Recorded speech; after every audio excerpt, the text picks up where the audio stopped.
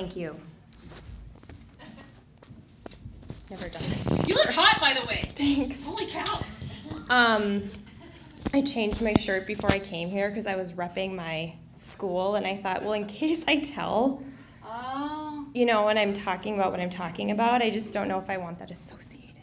So anyway, I changed my shirt before I came, so thanks.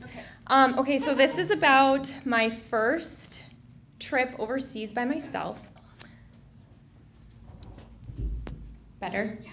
Okay, so my really good friend from high school, Mike, he studied abroad in Germany.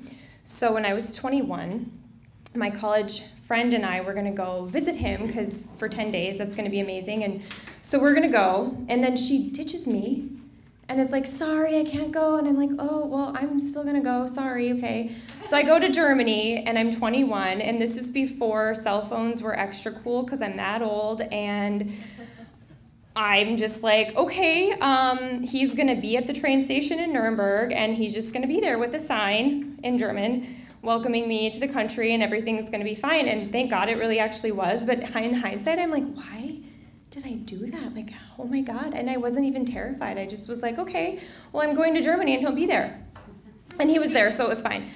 But other things were not fine.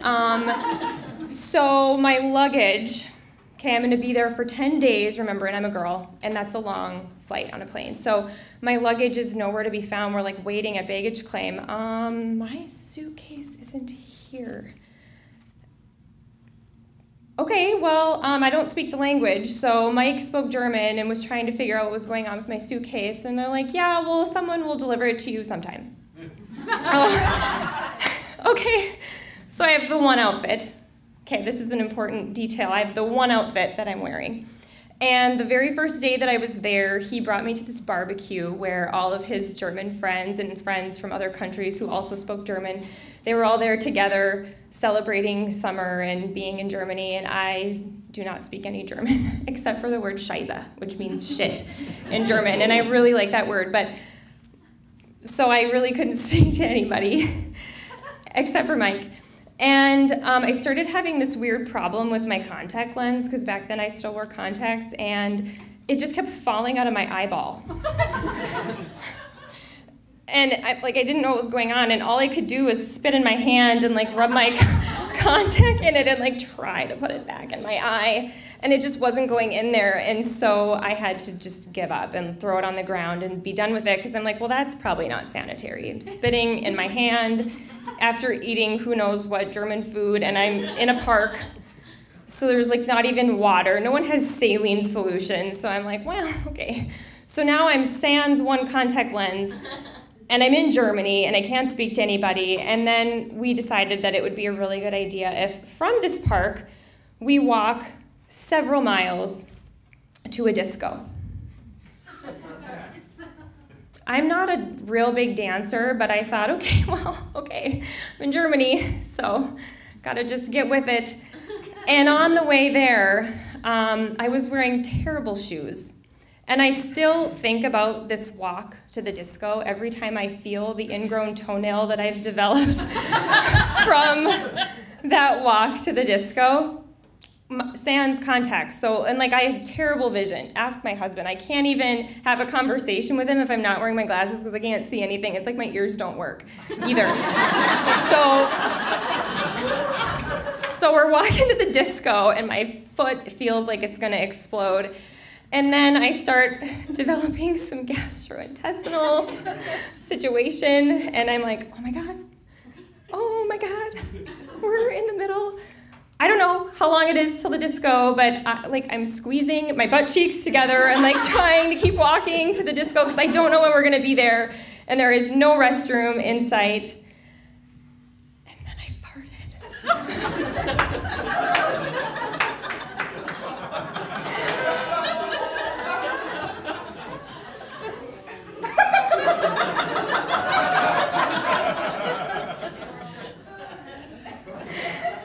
But it wasn't just a fart.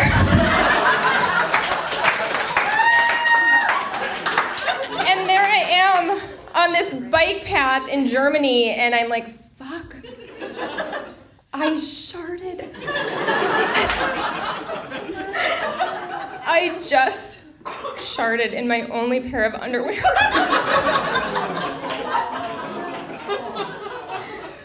And we're going to the disco, and now I have to dance.